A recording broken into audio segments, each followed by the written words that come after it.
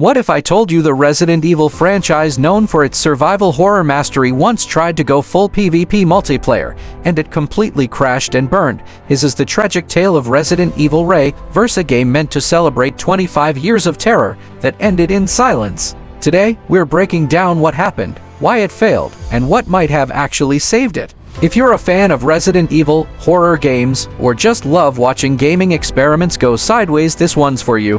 Back in 2021, Capcom announced Resident Evil ReVerse, an online PvP deathmatch shooter featuring iconic Rey heroes and villains. You'd battle as Leon, Claire, Nemesis, even transform into BOS when you die. It sounded like chaos in the best way. It was bundled free with Resident Evil Village as a celebration of the franchise's 25th anniversary. But right away, things got weird. The launch was delayed, then delayed again.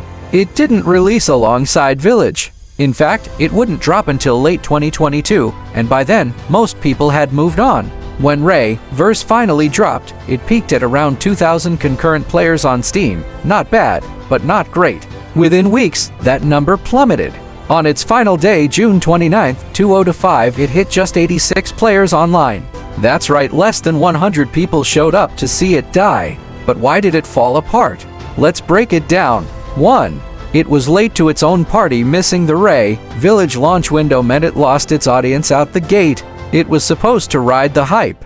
Instead, it limped out quietly 18 months later. 2. Confused identity. Resident Evil fans expect horror, tension, and strategy. ReVerse was a twitchy, chaotic shooter with quick respawns and over-the-top kills. It didn't scratch the Rey itch. 3. Shallow content. There weren't many maps. There weren't many modes. And once you played a few rounds, you'd basically seen it all. No long-term progression. No hook. 4. Technical issues. Bugs, lag, crashes, and balance issues plagued the experience. Characters like Chris or Nemesis could feel unfair, and some players dropped out mid-match constantly. 5. No support or vision. Capcom barely updated the game. New content was sparse. It felt like they released it just to check a box, then ghosted. Now here's the fun part. How could ReVerse have survived? 1. Launch with Village. Strike while the iron's hot. Release it day one with Village and market it like crazy. Make it part of the experience. 2. Leaner, horror-focused direction instead of PvP chaos. What if it leaned into asymmetrical horror like Dead by Daylight or Friday the 13th? One player as a bioweapon, others as survivors. Now that's Resident Evil.